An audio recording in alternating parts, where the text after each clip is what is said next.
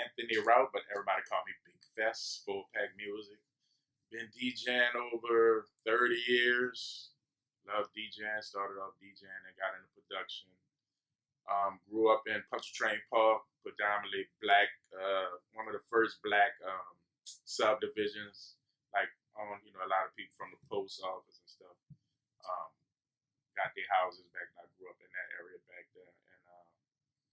And I got my interest in hip hop with Run DMC, Jazzy Jeff, Fresh Prince. That's what got me off into the DJing. And then once I fell into the DJing, I got interested in doing the production. So that was how I got started off. In 1987 was your first. Well, I was a junior in high school at John F. Kennedy, and some guys. I think I was DJing a gig somewhere. Some guys was watching me, and I'm telling my people, and I'm like, somebody might want to fight me or something. They looking at me kind of crazy at the gig. So we go outside and the guy put me aside and say, hey, you want to make a record? I'm like, oh, okay, all right, well, we good. Because I'm thinking, back in the day, everybody be about their beef and stuff. So I hooked up with some guys. Curl, it was Fly, Spanish Fly, and MCK. It was MC Express. I was a junior in high school. It was Madonna Records. That was the first label. Started doing music with them in 1987. That was the first time. And then from then, when we graduated with Don, we started our own production. Ever since then, we've been rolling. First of all, I'm DJ Don Juan, Full Pack. I grew up in St. Bernard. My first 3 years of life was in St. Bernard. Then I moved like a block away on Alfred Street. So I grew up 7 Ward Hard here my whole life. And, I pretty much got into music and liking music just from seeing. I used to go to the auditions at St. Augustine High School, like the talent shows. And I saw Gregory D. And like in the hallway, like the corridor where the stairs are, everybody was just like in the circle, just challenging. And that just blew my mind when I saw him going off like that, just off the head, talking about everything that was happening, like whatever somebody had on, or Right. however they looked, just going off the head, and that just blew my mind. I was locked in from then. Were there any musicians in your family? Musicians? No musicians in my family. What kind of records were played?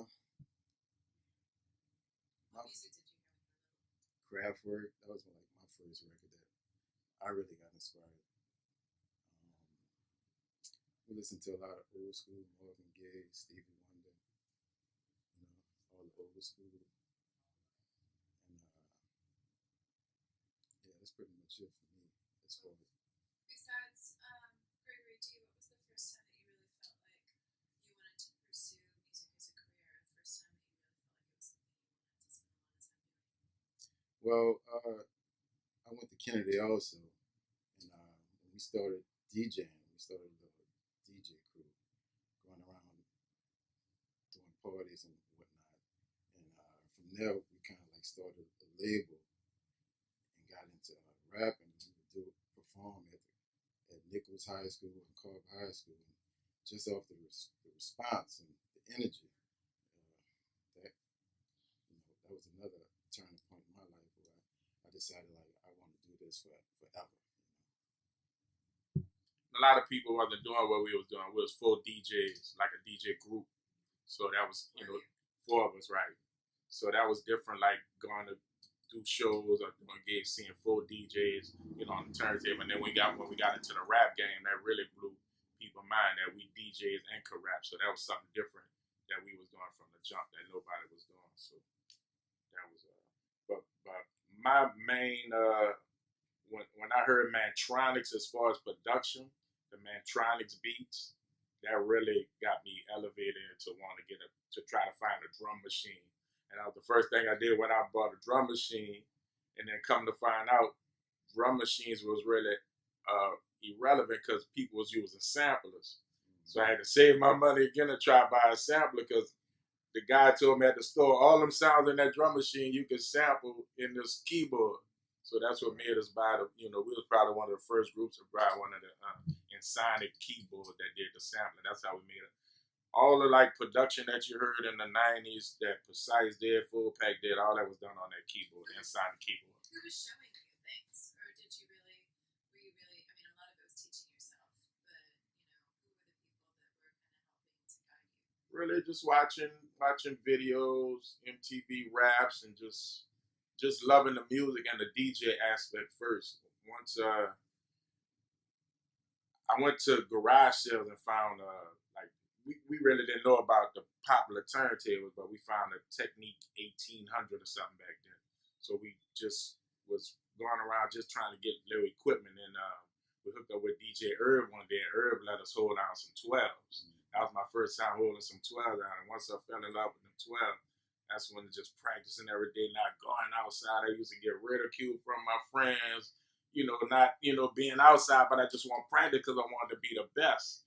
And then when I do my parties and stuff in the hood, people, everybody wanted us to DJ because I was good at scratching. They called me Scratch Master Fess.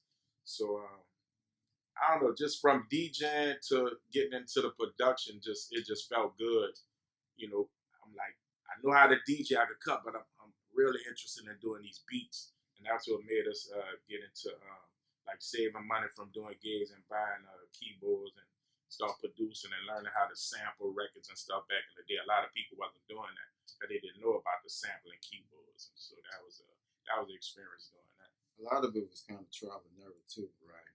Just by practicing and doing it until we got it right. Because nobody really here was doing production, but like maybe a Manny, back in the day, people ain't really have drum machines. So we was excited to see. I think I met Coke, and he was the first one, Coke the Crowd Rocker. That was the first guy that I knew that had a Kai drum machine. I was amazed when I seen that, a Kai. That's what got me interested in getting a Kai drum machine. Just meeting different producers back in the day, like Joe, Renee. They had a lot of guys that we come in that's like big timers right now that we started with. Even working like with me and Don used to work at Odyssey Records back in the day. We both worked at Odyssey Records, and I remember one day Baby came in before he even started his record company. They were like, I heard y'all do beats, man. He was telling me he a rapper, and he want get beats, but then he linked up with Manny and started doing tracks. But we got a long history with fooling with the music, and actually to work at a record shop and to sell our friends music, that was different too. By us working in a record shop. We worked at Odyssey, so a lot of the local people put their music on consignment. So we was actually able to help sell people like 39 Posse, Ice Mike, different people. We was able to help sell a product in the stores, and then we started selling our own product. So that was good. Odyssey Records and Peaches Records both had, a big role. Right. Peaches, Sharani Peaches, yeah, she had a lot of our music too. Yeah. But we owe a lot of things to Gary at Odyssey Records, learning, he reported to Billboard magazine, so we got to be able to meet a lot of people doing meet and greets, and that just got us real influence into really doing the music. Yeah, that was a big influence on me. Yeah, big influence on like us, we could do this, like we could do this. And just the culture of rap, because back then it was just a few groups. Right. Just, having Odyssey and Peaches and all these celebrities coming down. Just showing us that we could do it. We could do this if we just try and concentrate and learn it. No musicians. I'm my only child, so it was just me, K Solo. So I don't know. I just fell in love with the hip hop, with the Jazzy Jeff, watching Jazzy cut in concert, going to the different concerts. They had a sound warehouse up from where I live in Ponchartrain Park. So I used to walk up there and go listen to the new records and buy some records and stuff, and just come back and listen to the records and practice and just learn how to transform was big back in the day and all that. Just learning them different skills. I was really excited doing that. So, at the late 80s, were there a lot of Gong shows going on at this time? Like, what was or did that not happen until were you involved in those? I think the Gong shows happened more in the 90s, huh? Yeah, that was 90s, because we graduated in the late 80s. So 90s. Yeah, the 90s Bobby Marchan Gong shows, and he managed us. Yeah. Well, as far as a lot of local artists, Bobby Marchan helped book a lot of the local artists that had product out. So, big up to Bobby Marchan, rest in peace. He really helped a lot of artists. Like, we was with 39 Posse, Tim Smooth, MC Thick. Anybody that was popping back in the day, everybody went through Bobby Marchan to get to do shows and promotion and stuff. Even Cash Money. Everybody. Booking shows for us. Booking shows so we could do sound. And any way that Bobby could help us, he used to help us to try to make money back in the day. That was a big thing. Rolling with Bobby Marchan, that was good. What was your first big show out of high school? When you were performing in high school stuff, like after high school, what was your first really big show that you were really proud of? My first thing was from being, I told you I was on Madonna Records in the 80s. The guy who owned the record company, his name was Eddie Stewart. He promoted rap concerts. So he let us open up for like the Fat Boys, Heavy D. Like we did a couple of shows opening up for those guys. So that was a good experience there. For opening up. Like that was like the biggest shows that I ever did, back in the day for being a junior in high school. Opening up for the Fat Boys and watching them perform and Heavy D, different people like that. That was exhilarating to me to want to pursue it more. I mean, what local influences were you drawing at that time? Because, at least for rap, there wasn't that much in the early 80s. There were just a few. So were you taking really locally? We was vibing off each other, like KLC. We stayed going to the basement, listening. I remember he called me one day. He had Mystical. Man, you got to hear this guy. He let me hear Mystical over the phone. I'm like, man, that's banana. This guy rapping it. And we had a Low Key. The guy Low Key did a lot of ghost writing for us because we DJs. Low Key did a lot of ghost writing for us for a lot of our projects. And just as far as production, like Ice Mike, just as far as that production, we always just like to see who coming out with the hot next record to see what that sound is. And to try to be creative and work with each other. But that was a big influence for me, just listening to who coming out with the popular record next and try to, be on the same level. Tell me about the AM radio that we were talking about earlier. AM 94 was hilarious. It was I had some pictures, but I don't remember it. It's vaguely, but I know it was a lot. All the rap used to be played on AM 94 back in the 80s. And that's when Slick Leo. Yeah, Slick Leo, he was playing at different clubs and stuff. Like Slick Leo was a big influence too, him playing in a lot of local clubs. And but the AM station, that was fun. Back then when we was making records, there was a lot of bass music, a lot of Luke Skywalker, them type of beats. So that was popular back in the day. Then they transferred to the FM radio. That was pretty good with the AM stuff. What do you think you're best at as a DJ? What's your best skill? I like to do it all. I know it's not common, but when you're a DJ, you just want to learn how to rap. You want to learn how to do production. You want to learn how to engineer. All that just falls under, as far as being a producer. That falls under that hat. So as far as DJing, that's what made us get off into wanting to do production and helping rappers learn how to, some rappers don't know how to understand about bars and things like that. So structure. Yeah, just being a whole creative process behind it. It's just a good feeling. That's what made me want to get off into that. I'm more into the production side. I can make beats all day.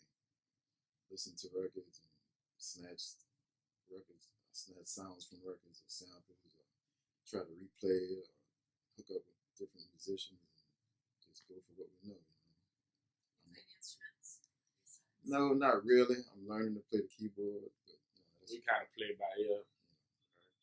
But we have musicians that we deal with, like a lot of the full pack stuff we did at South Coast. We had a guy with us called Player Will. He did a lot of playing on like the Tell Me Why record and different popular hits that we did. Player Will was with us at the time. So we always had musicians that was with us that we hired to play on songs to get that sound that we like. We worked with Chris Severin, Trombone Shorty, C. Smith. Different Before he producers. became C. Smith. Right. A lot of different people. Coon from the Rebirth played on a few of our songs. So the Stooges, they actually played on that last Mystical song that they hit it. So That's a popular record right now. When did you first meet Pimp Daddy? I think CMJ brought the member that was Buster bro. CMJ brought Pimp to the house. That's Trombone Shorty brother brought Pimp Daddy to the house. I'm seeing this guy, he got a mouth full of goals. He's talking. I'm like, man, who this little kid is? I'm like, then the next day I see him, he don't have no goals in his mouth. I'm like, what's going on? Back in the day, Popeyes used to have them gold ashtrays. He'd bend the ashtray up and put the ashtray in the mouth, make it look like he had goals, Pimp Daddy. So that was hilarious. But we enjoyed working with Pimp Daddy. He was real,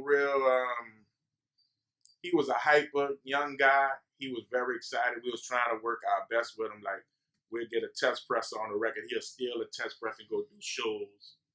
I'm like, he just always wanted to stay in the club. Right. So it was hard for us to try to book gigs for him. And we go to a club and the guy, I'm not paying that guy. That guy be in the club performing every night. For free. So I'm like, so we had to pull Pimp to the side and be like, Pimp, you can't go do these, right? How we going to book you shows if you performing in all these clubs? So after a while, we did a couple of records on him. Then he ended up going to Cash Money and doing stuff with Cash Money. But it wasn't no hard feeling. Like I said, he was a young guy back in the day. We starting out with our music, so it wasn't no hard feelings with that. But God rest the dead. But we enjoyed working with him. That was cool. We didn't have a playbook. We didn't really have guidelines to follow, so we were just learning as we go. Right. Then next thing you know, everybody and their mama coming up with record companies and production. So that was real crazy. Back in the 90s, everybody had record companies and labels. So that was a thing that we've seen grow from, in the 90s. That was something that we tripped out on. Like, everybody wanted to get into the music. And we helped a lot of people get started. Like Take Full, we helped them and 39 Posse, where the order records from. We was like the first group down here, had colored vinyl, like yellow records, gold records, red. Everybody called each other and see, where you getting your records pressed, and just give each other information on how to get the product out. So that was a learning experience back in the day. So what about the 91 record? The big record that everybody loves so much. How did it come about? Did it take long to make? Or did you base it off of songs you've been working on for a long time? How did it all come about? It was just we had a what we did that record at? We was on Johnson. I'm talking about Give me what you want record. No, we hadn't made it to No Johnson yet. We're still kind of working, and after work we'll go to the studio called Studio 13 in the old Maison Blanche building. That's another person we got to shout out, Matt. That was the only studio back in the day in the Maison, but everybody recorded that. They can't deny it, baby. If you was recording back in the day, you had to record by Matt. Matt Beers. Matt Beers. He was the only guy that had a decent studio back in the day. We all recorded that. Don B's studio wasn't until the mid-90s. Don B.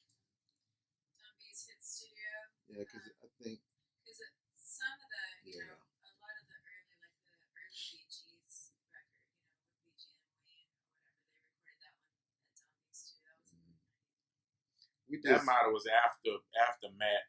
Because a lot of the earlier stuff recorded, like the UNLV and probably Kilo G, like the early Cash Money stuff was recorded by Matt. We all recorded that. And then, like I said, everybody started branching off into doing studio work. Because they were in the Maison Blanche building at first, and then they moved to St. Charles, to the Masonic Temple. I forgot what floor they were on. And then he made partners with Robinson. I forgot the name of the studio. It might have been American Sector or something like that. And then after that, kind of killed. I think we were on Buddy Road then, and then we would go back forth between Bayou Road and Don B, because he was right down the street from us, right off of Bayou Road. We recorded a couple of groups that we had, like GBU. Some stuff we did with low key. Yeah, some low key. So I'm trying to go things in order. It's difficult. Your catalog. I mean, you've worked with everybody. Tell me about Precise. Started out with Precise. Yeah, Precise kind of taught me, because I came in the game as just a DJ.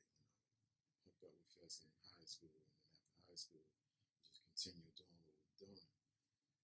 And I was always interested in how to make beats, and Precise kind of like took me under his wing and showed me how to do it. And I thank him now from the bottom of my heart for giving me that love like that. Yeah, Precise was very instrumental in my career. Did Spice work at Odyssey too? Yep. Yeah. All of it. Man, all of that. I started there first, Right. right out of high school, on Canal Street. I went to Carrollton. And then I went to Carrollton. Then he went in the East. Yeah, Yeah, the to Odyssey the in the East. East. Right. But yeah, almost all of us worked. I actually made one of our records at the store in the East. I brought the keyboard there. Just pulled each record off and sampled it up, chopped it up. The rest is history. And Cess was on that first. What's the record that he's on the cover of? It's I thought it was that 91 record. I don't remember. He's in the video that we just watched. Yeah. We had a little album cover that I think it was the Superdome was in the background. Yeah, it was called 9 Cuts Deep. It was 9 Cuts Deep. We had 9 songs, like maybe 3 or 4 was instrumentals. But yeah, like I said, we was 4 DJs, getting off into the rap. We had Low Key helping us write, raps when we would get stuck. Low Key help us write. Twine. We had ERC was on the team. He another guy you got to interview back in the day. He was real instrumental with the music. Matter of fact, ERC was one of the founders, like starting up with Gregory D and them with the hip hop stuff. ERC. He was one of the ones that started singing all. Right. I forgot what else. He was talking about ERC. How he was helping us. Right. And every day we were just working, creating, making music, and Sice would come up with some hot tracks, and we all just get in there and try to write to it, and we'll cut on it since we was all DJs, and just was getting that, just formulating something different that nobody really had out here, like full DJs, leaving out the booth and getting on the mic and just, doing shows, and that was just real different back in the day. And then Sice started getting real popular with the music. I think he produced a guy named Notorious Nate back in the day. Notorious Nate. That was like the first side project he went off doing that, and then I think he linked up with Big Boy and then he left us with the Big Boy doing production. And then we all ended up start working again. Maybe in the late '90s, he was over at South Coast, and he gave a good word to Partners in Crime that we do good production. So we took over when Sice left. I think Sice went to Houston, and we started working with Partners in Crime, Drama Squad, Miss T, Fifth Ward Weebie, Recon, different South Coast, Lil Slim. We did a nice album on Lil Slim, never came out. Just different stuff. We work with a bunch of different people. We work with artists at Big Boy. We work with Black Menace. We did a song for Black Menace that was on the compilation, a remix. That was on Murder Dog compilation. Yeah. We work with a lot of people. What year was Taken to the St. Thomas? DJ Jubilee's Taken to the St. Thomas. Around what year? Yeah, excuse me, I'm terrible with years. Right, I don't remember. Like I said, we was kind of real influential with Earl and Henry, because like I said, we would call each other, to try to find out about where to get records pressed and things like that. So we always helped. We went to school with Earl graduated from Kennedy Cougars, Gregory D. Everybody graduated from the K. Cougars was running things back then. So I don't remember what year that was, but we always stayed in contact with Earl and them production for them. I think we might have a song on those albums. I forgot what song. What, I know we did yeah. a Take It to the St. Thomas record from. Yeah. And And that like was the around guy, the same time we was on Buddy Road. yeah, it was probably on Bayou Road. We did a lot of work with the guy It might Ram. have been I think 94, Ram did a lot of 95. writing for was it Jubilee or that was Chopper? I think Ram was with them too, so you know it was just a whole other clique. Like back then, everybody just kind of worked together with each other to try to keep the movement going. But that was back what they consider bounce now. I really consider bounce that when we started like rapping over beats, like we started that rapping over beats, and then that's when Irv and Tucker come out with the chants, with the repetition type thing. But I say we were the first group that actually really rap over the rap beats and doing production for different people. So, but what they consider the bounce today, I really consider that like chant rapping. That's not really no bounce like back in the day when we started with the Trigger Man and the DJ Irv cutting the records and stuff. I consider that the real original bounce. That's kind of what I'm stuck on. The bounce that they do today is not really considered. I call it chant rap, but they're not really rapping.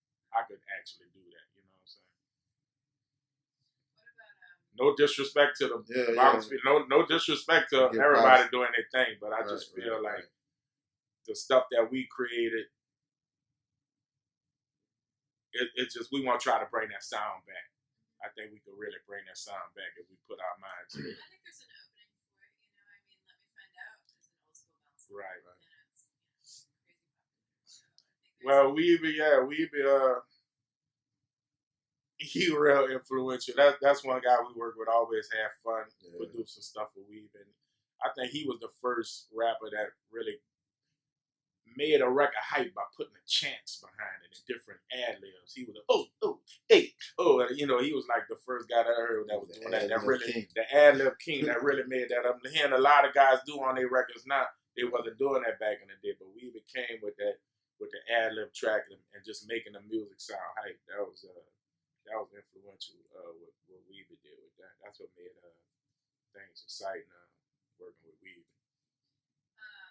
Manifesting Gregory D's Buck Jump Time is usually considered, or people say it's the first time that a Ward Will Hall was on record. Are there any others that you can think of that might have been earlier? I think we might have actually sampled for the record I told you I made at Odyssey Records. Right. We actually sampled Gregory D. The Ward chants, right, and put it over like Trigger Man, and I think Brown Beat and Tower all mixed together. We was probably the first group that made an instrumental record that was played the most on the radio. Right. Like our full pack. When you hear that on, that was like an instrumental record. Then we put the rap on there. Right. But people loved the beat so much that they actually played that instrumental on the radio. That was real popular. We got banned from high school so playing that stuff. Breaking right, getting hype with the walls. Different. We used to do Carve and Nichols and some schools uptown. That they put us out of school because the record was so hype. With KL and them. Right. 39. DJing with 39 in them. We had like 5 people DJing. Right. At once. Like people wasn't doing what we was doing back. 2 sets of turntables out there DJing. It was fun back in them days. That's when the DJ and MC thing was real popular. You know what I'm saying? Really the DJ was real popular back in the day. That's why I kind of get my kind of success from being a popular DJ, and then the MC started. But back in the day, you always heard the MC talk about the DJ. My DJ this, my DJ that. So that's what made me be influential in being a DJ and want to get into production and want to rap and do everything. What songs are you most proud of? I'm proud of everything. Yeah, I like everything. Everything. Especially the early music, because from us being influential and doing that early bounce, I'm real proud of that because I think we like founders in doing bringing the bounce stuff. Pimp Daddy, Females in Charge, Daddy-O, GBU, Full Pack. Just a lot of the early stuff was real popular. Then all Weebie and Partners in Crime. That's a lot of stuff we really proud of. The Partners in Crime really opened up a lot of doors for us. Because those records, that's one thing a lot of people, like back in the day, we never had a problem with getting our songs played on the radio and stuff like that because we always made good music. So you always hear people having problems about getting their record played. We never really experienced that because all our records it just was so popular. So I just thank God that we always made good music. Like to Tell Me Why was big popular. Anything that we did with Partners in Crime and Weeb and Miss T, we were blessed to before that, back to the beginning with Pimp Daddy. Yeah, with the Pimp Daddy. We never went to the radio on and on our own. They had to call for us. Even with Southern at the Odyssey, even though we weren't working there anymore, they got hot on the streets. Right. Smoking hot on the streets. And then they started calling us. With this record, I need this record. So that's the thing we miss, like getting a lot of artists need to get their music hot in the streets first, and then the radio can't deny but to play it. So it's kind of hard for us from being out to actually having a label. It's hard for us to kind of catch up with what's going on because we about to release a project right now. We really don't know how the internet is. They didn't have all that back in the day when we was doing music. We had to go to the stores and put stuff on consignment and distributors, Gonzalez distributors, and that was Southwest and Tennessee. That was back in the day. You had a lot of groundwork you had to do, but now it's so easy. You could just upload your stuff. So it's difficult for us to get back into the as far as the sales part. We going through that right now with this new artist. We got a new artist we're working with called Paco Trustclair. We're working on his album. So we're really excited about his project about to come out and get back as far as doing a label type thing. We're proud about somebody that. helping you? I mean, there's a lot of people that you can find who can, help navigate social media and help. What's kind of like throwing us for a loop, getting it. We know how to get it to like CD Baby and TuneCore and all that. I thought you could just go straight to iTunes and deal with them, but I found out you had to have like a huge catalog of albums, and we're not at that point yet.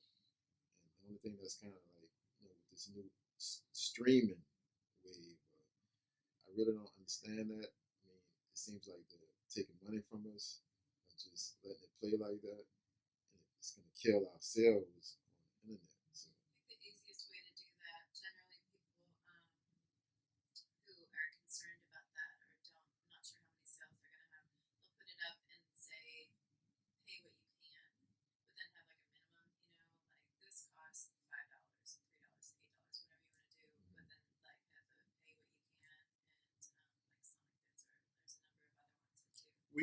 We understand there's not really a lot of money into the records right now, like back in the day when we was doing it. But from this being our first project that we putting out in a while, we just want to make sure we got that proper promotion and that it's getting to all them different outlets. So when we do blast it out, at least Paco can get the exposure that he get because I think he can make his money off the road. Right. Yeah, a lot of artists make money off the road right now doing shows. So if we could get his record popping enough to where he can get some experience doing shows and making money, that's all we love the music. We're not so much in it for the money. The money is good, but we really love doing the music. So if we can get Paco's career going, that'll be something we'll be real proud of. What about Miss T? What'd you do with Miss T? Miss T started with us way back when we had the Pack Records on Bayou Road. We never put her out, but she was always in the mix with her Cheeky Black. All of them was always in the mix with us. But when we got to South Coast, we started working with Miss T. I think she's one of the best females down here as far as besides me and X. I love me and X. We did an album on me and X that never came out too. But those are my two favorite females to work with as far as that. But yeah, I think. DJs in the late 80s. Do you remember any female DJs? I always ask and nobody can really remember any. Not popular, but I can't recall. They had a few female DJs, but no, not popular like now. Like the technology is so easy now as far as Serato and a different thing. Back then we had to log those records and all. You didn't see no females. As big as Right, lugging them 5, 6 crates of records and turntables and flight cases. And then the speakers. Yeah, back then that was strictly guys doing that. But now it's easy with the Syrah. You bring a laptop, you can go DJ in the club now. So the technology really made it convenient for a lot of these rappers is DJing now. Lil Wayne and Wiz Khalifa and Snoop, all them doing DJ gigs now. You know, because that the record sales slowed down, so they're making money from DJing right now. So everything is a circle. Everything is a circle right now. So we want to be a part of all that since we DJs. Yeah. You know, I think we're gonna get off into the EM music real popular right now. I think we're gonna branch off into getting kind of into that since those EM DJs making plenty of money, and I know that's something that we can fall into since we all DJ. Us KL, you know, we all been DJing forever, so that's something we want to get into doing that music. What's a full pack logo? We had a logo a long time ago. I don't think we have anything really on it. Or did it just, on your records, did it just say full pack? On our records, we had Pack Records was the actual record, and then on But the logos were kind of similar. right. I probably have a logo I can show you. Yeah, one of them. Where were you for Katrina? Where did you go? Was here for Katrina. We evacuated we started going to Mississippi, I believe, and then we ended up in like right outside of Tennessee, and then my girlfriend at the time, her job helped us go to Houston and work in Houston. And I try to keep in touch with everybody. We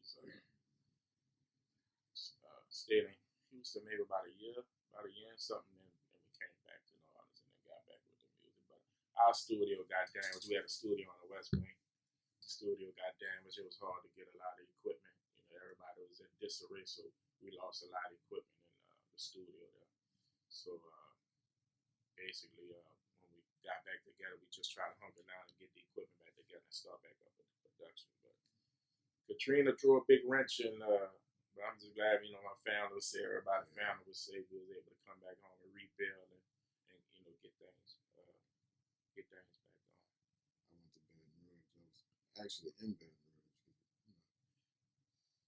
Kel and I had a studio in Baton Rouge. I just lived in the studio while everything was getting refurnished back, redone up in New Orleans. So. And how long did you stay? I mean, you were just in Baton Rouge. Well, I pretty much stayed out there until probably about a year ago when the building we were in, the owner sold it. So we shut down the studio and we're actually looking for a place in New Orleans to put up the studio. I interviewed Kale at the Yeah. studio the last year. It was probably a little bit longer than that, yeah. Yeah, longer than that. Yep. Sort of from under us. But, it's gonna be good. It's gonna be all right. We're bringing it back home to New Orleans. Right. Start a little. So how do you think, has the music scene changed after Katrina? That you can tell in any way? I think from everybody leaving, going to these different states and cities and stuff, the bounce music got to spread all over. So that was a popular thing that made New Orleans sound, getting all these different areas where it never was. So Everywhere. a lot of these different artists could go to these different cities and people kind of familiar with that bounce sound. So that's one positive out of Katrina that, you know, from so many people leaving, they brought that sound with them. You know, the old New Orleans sound and stuff like that. That's the positive thing I'd say that as far as the music wise. Yeah, you got people like T.I. doing the bounce song. Yeah, T.I. did the bounce record with Wayne. You know, that's mad at them for that. They should have hollered at us for that track. That should have been a full back track. What is it about bounce? I mean, why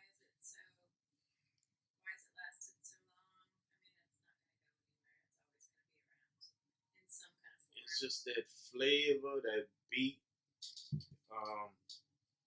repetition, just especially the women, they just like it's just you hear that voice and you could command the people to do what you want them to do. That's just astounding to me that you can get them people to dance all over the speakers. It's just that driving beat, and it's just infectious. It just make you want to.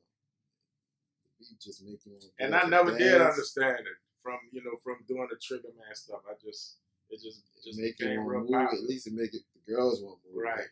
Back then. That's the main thing. P-popping was the big thing. You throw that before beat twerking. On. Right, before twerking, it was P-popping. That's the original twerking. Right. So, I don't know. It's just that beat. They love that beat. I just don't understand. It's the females. The guys really don't be tripping on it. But they like to watch some girls shake to that beat. So. Right. The other thing that's going on with dudes popping and all that, cut that out. Cut that out. I don't mind guys dancing, the different little dances they got, but yeah, guys popping is cut that out. Right. That kind of made me get away from doing a lot of the bounce music back in the day. When the guys start dancing like girls, that was a wrap on that. My interest with the bounce music went down, and we started doing regular stuff. What was your favorite club to perform in? It was so many. I can't even remember all of it. I was kind of Club James was cool. James was hilarious. What was the other club on the West Bank? They had a couple of them on the West Bank. I can't remember the name. Everybody was in that same little mix back in the day. That was the only clubs everybody went to perform at. James and I like the State Palace too when we got with South Coast. Right. They used to do raves at the State Palace, and they have the hip hop stuff upstairs. We did that several times. And, that was the first EDM music taste that I got to see. Hip hop upstairs, and then they got all this light show and 30,000. But as far as the club, they're like Amnesia, Big Easy. What's the club Rob had? That used to be the Sensation. Oh yeah, we saw Tucker perform for an hour. Right. One song. And Doug It Fresh. One song for an hour. Right. Wow. And Doug It Fresh. It wasn't bored. Doug It Fresh be about 12 minutes straight, just like stuck on his tube, but I never seen nobody into their music, so watching Doug It Fresh just perform. That was another influential person, the world's greatest entertainer, Doug It Fresh, watching him back in the day. But there was so many clubs. I can't remember all the clubs, but there was different clubs that everybody performed at. Ponchartrain Park really damaged during Katrina. Yeah. Wendell Pierce was Right. instrumental in helping. His mother taught me at Cocktail. Wendell Pierce was his mother was my teacher, Miss Pierce. Yeah, that's my grandfather's house back there. They must have had like 12 feet of water, something like that. The house was totally, everything was totally back there, but they rebuilt. But it's coming back. It's beautiful back there now.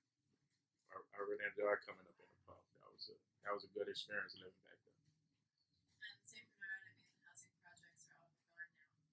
Yeah, it's not. It doesn't look like the St. Bernard anymore. No. Columbia Park now, but I still call it the St. Bernard. What's been the contribution to the music scene from the housing projects? It's been very instrumental, very central. Yeah, we came up DJing, so for us, we used to be in the projects, all of them. East Bank, West Bank, everywhere. DJing every week. Right, doing a lot of block parties. So just by us in that culture, just seeing how they respond to us playing these songs, that's another thing that drew us in. So to be like, I'm gonna keep doing this until I'm out of here. Right. What housing projects were safer than others? What were the safer ones without housing? I live St. Bernard. I remember like probably my junior and senior year of high school. I'm hearing gunshots all the time, every night, until probably till they tore it down. The murder rate was off the chain back then. You know, it's probably gone down a little bit, but back then, especially New Year's Eve, You don't want to get caught You don't back in get the caught project in the during none of those holidays where they shoot or do fireworks. You don't want to be caught back there. What's been, I mean, you both have lost a lot of people, everybody lost a lot of people to violence, to displacement, to injury, to everything else. I mean, how has the effect of losing so many people in the music scene affected the music, or affected people talk about, or how they deal with things, or I know it's hard because we lost a lot of great people. You know, even us, we lost Pimp, Daddy, Right. Kilo G not here anymore. Soldier Slim. A lot of good people. Tim, Right. Dick. This is all early people. Right. That was real influential on us. We just keep it going because, you know. Yeah, we want to keep their memory going. So like Pimp got a son. We plan on working with him. Maybe doing something with Pimp's son. And just keep the music alive. We just want to bring that old flavor back that we started with. I think that'll be refreshing. Because I know if they were still here, they would still be doing this. Right. So, you know, we gonna keep it right for them. is there anything else you want to talk about? We haven't talked about. Just support us and go buy that Paco record when it come out. Yeah, Paco be looking for Trust Paco Club. Trust Club coming soon. Overdose Entertainment, full pack music. Full pack music. We're gonna be looking for artists soon. We're getting that situation together and just hopefully we're gonna get our information out there and people can holler at us about getting this production. We're back on the scene, getting this production out here. And, just want people to know the history that we've been out here. But those who don't really know the face, you're not putting the face with the music. You know, that was the main thing. We always kind of stayed behind the scenes. Everything we did, even when we was with Master P, we never was really out there in the full front dealing with labels. But you know, now we need to let people see our face because a lot of people don't know the men behind the music. You know, all these award shows they having and people doing, they don't even know that we produce half of the stuff that's people dancing to in the city. They don't even know who produced these records and we the men behind. And even influence records that you're hearing on national scene right now. Right. Bruno Mars record, the mystical record, Feel Right, inspired by a track we did together with kids. Just a lot of that New Orleans sound, a lot of people emulating it, Atlanta and Tennessee.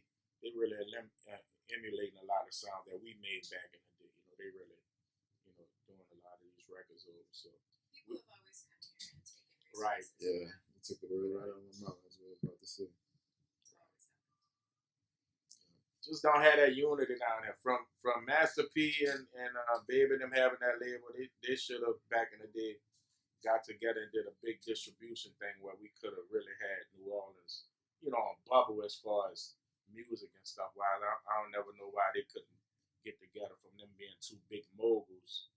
As far as that music wise, that could have been something real influential as far as them pushing the culture down here. Doing a lot more artists down here and stuff. That's something I would have liked to see between those guys. So hopefully, like I said, we back in the music doing it. Maybe we can bring all that back and get a lot of more local people back on the scene with this with the New Orleans sound. Because everybody kind of sound like everybody right now. We're gonna get back to individuality. People, catching the local guys here that's real hot, that sound, they got their own sound, and we want put that out for people. So that's like our new venture right now, to find these new artists and